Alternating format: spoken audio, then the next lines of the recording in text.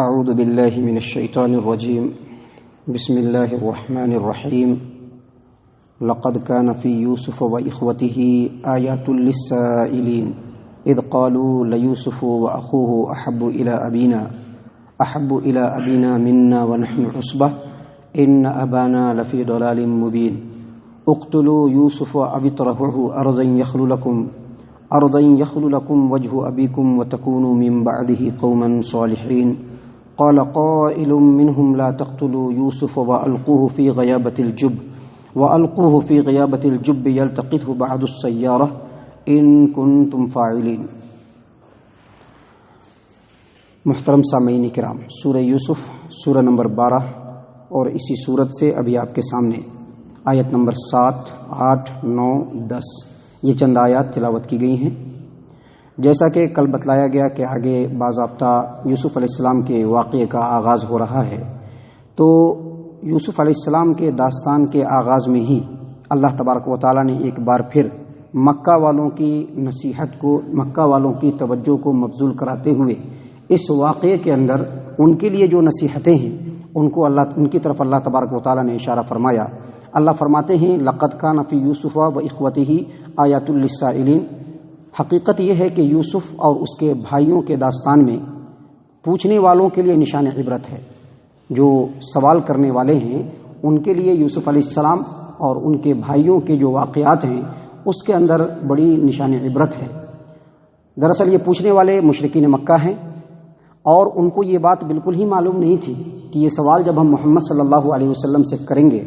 تو اس سوال کے جواب میں جو یوسف علیہ السلام کی داستان آنے والی ہے اس کے اندر جو واقعات ہوں گے وہ بالکل اسی طرح سے ہوں گے جو ہمارے اوپر ہونے والے ہیں،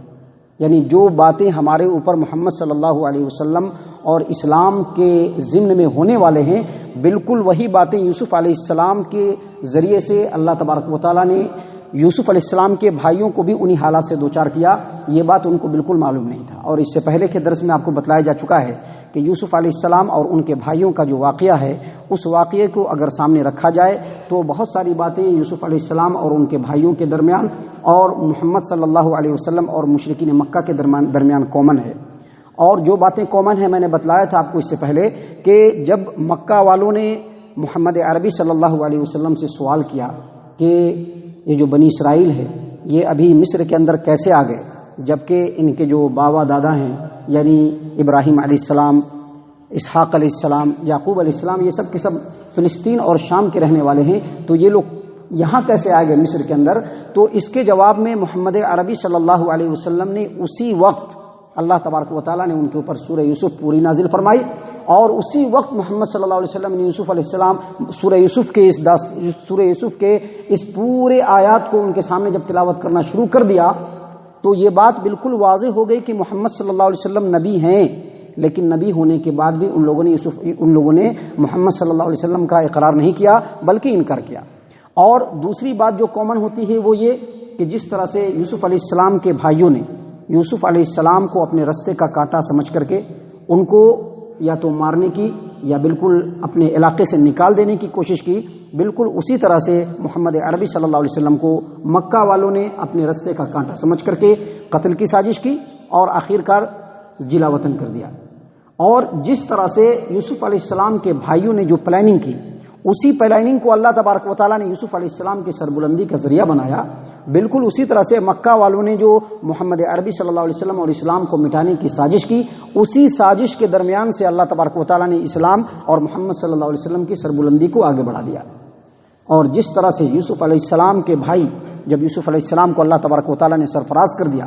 اور وہ ان کے سامنے گئے تو یوسف علیہ السلام نے ان کو بالکل بغیر کسی کنڈیشن کے معاف کر دیا۔ بالکل اسی طرح سے محمد عربی صلی اللہ علیہ وسلم جب مدینہ سے مکہ آئے اور مکہ کے اندر اللہ تبارک و تعالیٰ نے ان کو ہولڈ دیا تو بغیر کسی کنڈیشن کے ان کو محمد صلی اللہ علیہ وسلم نے معاف کر دیا۔ تو اسی بات کو یہاں پر اللہ تبارک و تعالیٰ نے ایک بار پھر نصیحت کی غرض سے ان کی توجہ اس کی طرف مبذول فرماتے ہوئے کہا کہ لقد کان فی یوسف و اخوتہ آیات للسائلین، حقیقت بات یہ ہے کہ یوسف علیہ السلام اور ان کے بھائیوں کے قصے میں پوچھنے والے کے لیے بہت زیادہ نشان عبرت ہے، بہت زیادہ نصیحت ہے۔ اب یہاں سے باضابطہ واقعے کی کا آغاز ہو رہا ہے. واقعے کو اللہ تبارک و تعالیٰ شروع فرما رہا ہے. اللہ فرماتے ہیں اذ قالوا لیوسف واخوہ احب الی ابینا منا ونحن عصبہ ان ابانا لفی ضلال مبین. اے محمد صلی اللہ علیہ وسلم اس وقت کو یاد کیجیے اور اس واقعے کو لوگوں کے سامنے بیان کیجیے کہ جب یوسف علیہ السلام کے بھائیوں نے آپس میں بات کرتے ہوئے کہا لیوسف واخوہ، یوسف اور اس کا بھائی ہم لوگوں کے مقابلے میں ہمارے باپ کی نظر میں زیادہ پسندیدہ ہے، زیادہ محبوب ہے. یعنی ہمارے مقابلے میں ہمارا باپ یوسف علیہ السلام اور اس کے بھائی کو بہت زیادہ محبت کرتے ہیں، بہت زیادہ مانتے ہیں، بہت زیادہ اپنے دل کے قریب رکھتے ہیں. ونحن عصبہ، حالانکہ ہم لوگ طاقتور نوجوان ہیں. ان ابانا لفی ضلال مبین، یقیناً ہمارا باپ جو ہے وہ کھلی ہوئی بھول میں ہے. یعنی ان کے کہنے کا مطلب یہ ہے کہ ہم نوجوان ہیں، ہم بڑے ہو چکے ہیں، کما کر کے ہم لائیں، باپ کی خدمت ہم کریں، مشکل کے وقت میں باپ کے کام ہم آئیں، اور ان کی محبتوں کا جو بوچھار ہے وہ یوسف اور ان کے بھائی کی طرف ہو. ہونا تو یہ چاہیے تھا کہ باپ کو ہم کو زیادہ محبت کرنی چاہیے تھی، ہماری طرف زیادہ توجہ کرنی چاہیے تھی، لیکن ہمارے مقابلے میں ہمارا باپ جو ہے یوسف اور اس کے بھائی کو ہی چاہنے میں لگا ہوا ہے. ان ابانا لفی ضلال مبین، بے شک ہمارا باپ ضلال مبین میں ہے. اس کا دوسرا ترجمہ آپ اس طرح سے بھی کر سکتے ہیں کہ اتنی ساری حقیقتیں ہیں کہ ہم نوجوان ہیں، ہم کما کر کے کھلاتے ہیں، ہم باپ کی خدمت کرتے ہیں، مشکل وقت میں باپ کے کام آتے ہیں، لیکن ہمارا باپ ان تمام حقیقتوں کے باوجود یوسف اور اس کے بھائی کی محبت میں ڈوبا ہوا ہے. یعنی سب سے پہلے ان کے دل کے اندر حسد کی جو چنگاری آئی وہ اسی بنیاد پر آئی. یاد رکھیے، یہاں پر ایک بات واضح کر دینا ضروری ہے. کسی بھی والدین کو اگر چند بچے ہوتے ہیں تو ان بچوں میں سے کسی ایک بچے کی طرف اس کی جو ہے رجحان زیادہ ہوتی ہے، اور یہ اللہ کی طرف سے ہوتا ہے. اس بچے کے اندر کچھ خصوصیت ہوتی ہے یا کچھ چاہتے ہوتی ہیں، جیسا کہ میں نے کل بتلایا کہ عام طور پر ماں باپ جو ہوتے ہیں وہ اپنے سب سے چھوٹے اولاد کو زیادہ محبت کرتے ہیں. تو یہ جو محبت ہوتی ہے یہ دلی ایک الگ چیز ہے، لیکن ماں باپ کے لیے ضروری ہے کہ جب کسی کوئی دیکھ ریکھ کی بات آئے، انتظام کی بات آئے، تو بچوں کے اندر بالکل انصاف ہونا چاہیے.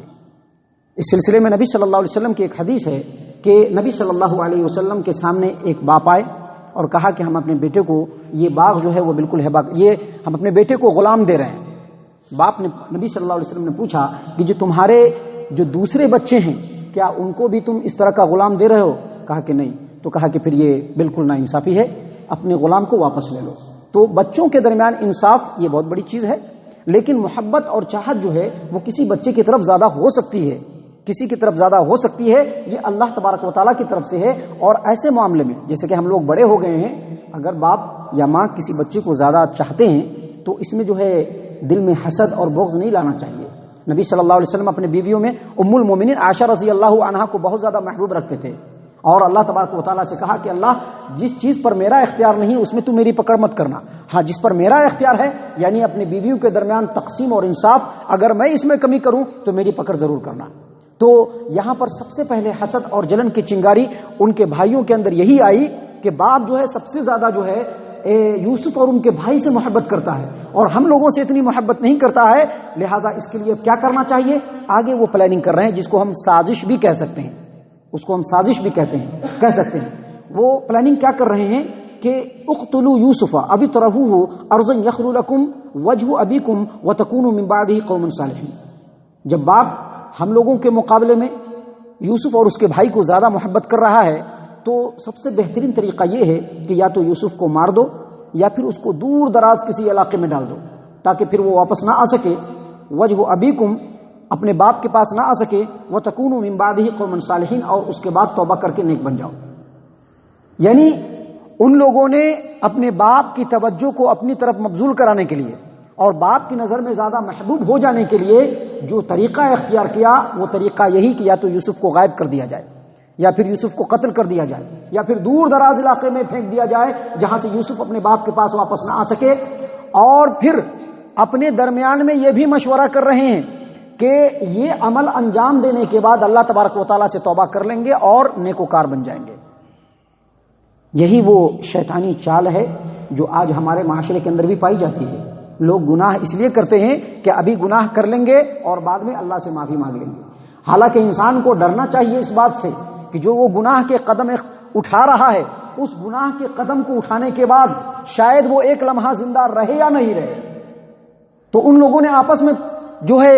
ایک دوسرے کو تلقین بھی کر رہے ہیں کہ پہلے اس نفس کی خواہش کو پورا کر لو اور بعد میں توبہ کر کے نیکوکار بن جائیں گے۔ یہی وہ شیطانی چال تھی جس کو یعقوب علیہ السلام خوب اچھی طریقے سے جانتے تھے، اور اسی اندیشے کے تحت اپنے بیٹے یوسف علیہ السلام کو کہا کہ میرے بیٹے اپنے بھائیوں کو اس خواب کے بارے میں بالکل نہ بتلانا۔ محترم سامعین کرام، اللہ تبارک و تعالیٰ آگے واقعے کے تسلسل کو برقرار رکھتے ہوئے کہتے ہیں قال قائل منهم لا تقتلوا يوسف والقوه في غيابة الجب يلتقطه بعض السيارة ان كنتم فاعلين۔ بھائیوں میں سے ایک نے کہا کہ لا تقتلوا یوسف، اگر کچھ کرنا ہی چاہتے ہو تو پہلی بات تو یہ ہے کہ یوسف کو مارو مت، قتل مت کرو، اور کرنا اگر کچھ ہے تو والقوه في غيابة الجب، کسی دور دراز گمنام کنویں کے اندر اس کو ڈال دو۔ یلتقطہ بعض السیارہ، ادھر سے قافلے والے گزریں گے، پانی نکالیں گے، یوسف کو اس کے اندر دیکھیں گے اور اس کو نکال کر کے لے کے چلے جائیں گے۔ یلتقطہ بعض السیارہ ان کنتم فاعلین، اگر کچھ کرنا چاہتے ہو تو یہ کام کرو۔ مفسرین نے کہا ہے کہ ان کے بھائیوں میں جو بڑا بھائی یہودا تھا،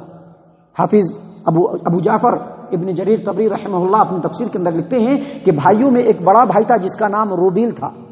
اور امام ابن ابی حاتم اپنی تفسیر کے اندر لکھتے ہیں کہ ان کے بھائیوں میں ایک بھائی تھا جس کا نام یہودا تھا، اس نے یہ کہا۔ اور امام مجاہد کہتے ہیں کہ ان کے بھائیوں میں ایک بھائی جس کا نام شمعون تھا، اس نے ایسا کہا تھا، لیکن صحیح بات یہ ہے کہ یہودا جو اس میں سب سے بڑا تھا، اس نے شاید اپنے چھوٹے بھائی کے اوپر ترس کھاتے ہوئے، اس کے جان کی پرواہ کرتے ہوئے اس نے کہا کہ دیکھو یوسف کو مارو مت، یہ بہت بڑا گناہ ہے، اور اس کو دور دراز علاقے میں پھینک بھی نہیں سکتے ہو کیونکہ بہت بڑی بات ہو جائے گی، یوسف پھر واپس آ سکتا ہے۔ ایک بہترین طریقہ ہے کہ اس کو کسی دور دراز گمنام اندھے کنویں کے اندر ڈال دو، ادھر سے قافلے گزریں گے، سواریوں کے گزریں گے، اور وہاں پر پانی وغیرہ نکالیں گے تو اس کو ساتھ میں لے کر کے چلے جائیں گے، اور یوسف اپنے آپ ہمارے اور ہمارے باپ کی نظروں سے دور ہو جائے گا۔ امام محمد بن اسحاق بن یسار کہتے ہیں کہ ان لوگوں نے ایک ایسی گھناؤنی سازش کی جس کے اندر قطع رحمی بھی تھی، جس کے اندر باپ کی نافرمانی بھی تھی، ایک معصوم بے گناہ مظلوم بچے کے اوپر ظلم بھی تھا، ایک بوڑھے بزرگ صاحب عز و شرف باپ کے تکلیف اور ایذا رسانی بھی تھی، اور ساتھ ہی ساتھ یہ بہت بڑا اللہ تبارک و تعالیٰ کی نظر میں گناہ بھی تھا، کیونکہ باپ کو اپنے بیٹے سے بے پناہ محبت تھی۔ بے پناہ محبت ہونے کی وجہ سے باپ سے بیٹے کو دور کر رہا ہے، اور باپ کی جو ہے یہ لوگ نافرمانی کر رہے ہیں، باپ کے حقوق کی پامالی کر رہے ہیں، اور یہ جو چھوٹا بچہ ہے ابھی بالکل کمسن ہے اور بہت چھوٹا ہے، اس کو قدم قدم پر اپنے باپ کی ضرورت پڑنے والی ہے، لیکن اس کے باوجود ان کے بھائیوں نے ظلم کرتے ہوئے یوسف علیہ السلام کے ساتھ یہ معاملہ کیا۔ اللہ تبارک و تعالیٰ ارحم الراحمین ہے، اللہ تعالیٰ ان کے گناہوں کو معاف کرے۔ یقینی طور پر ان لوگوں نے بہت بڑا ظلم کیا۔ معزز سامعین اکرام، آگے واقعہ اور بھی ہے،